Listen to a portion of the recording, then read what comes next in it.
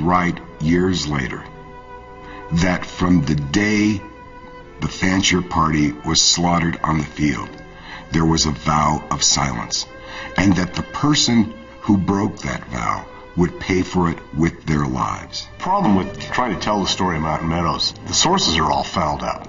You've either got to rely on the testimony of the murderers or of the surviving children. And so what we know about the actual massacre is could be challenged on almost any point. But what we do know is the cover-up. And the cover-up can be very clearly documented.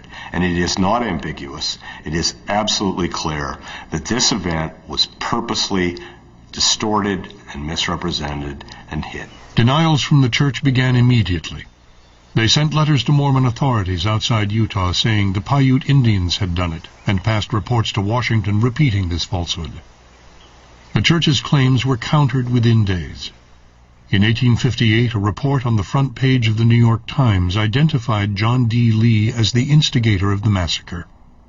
My great-great-grandfather was John D. Lee, who was the only one brought to trial and convicted for this, in which there was complicity of at least 5 other leaders, I think, as you read the history, that should have been in that trial.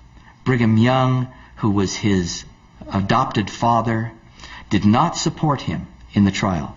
He did not come in and say, let's find these other guys. It isn't only John D. Lee's.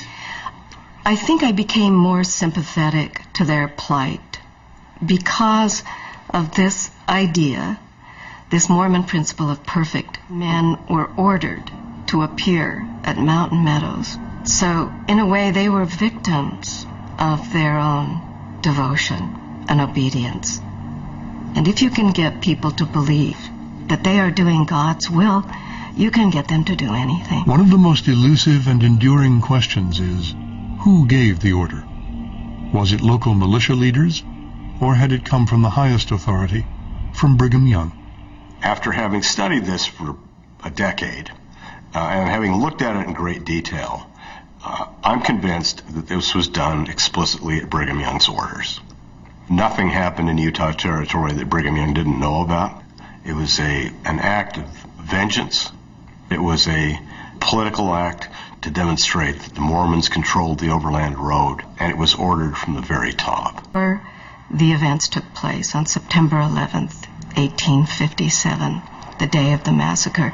Brigham Young called a number of Indian tribal leaders to Salt Lake City. And in that meeting, Dimmick Huntington was there, actually taking notes. And in his diary, we have an account of Brigham Young actually instructing the tribal leaders, telling them that they essentially may have all of the wagon trains on a certain route. The Mormons were preparing for war. In a way, it was Brigham Young saying, go ahead and have at it. We have very little evidence of any involvement of Brigham Young in the Mountain Meadows massacre. But we do have this one indication in my great-great-grandfather's diary saying that at least Brigham Young set the stage for certain events to take place. Mountain Meadows may be that moment where you can look and say, this is where Mormonism's own checks and balances failed them. And they lost control and they burnt to the ground. This fire, this sense of being God's anointed, of speaking in the name of God, having a work to do, being above the law. Mountain Meadows may be the symbol of that.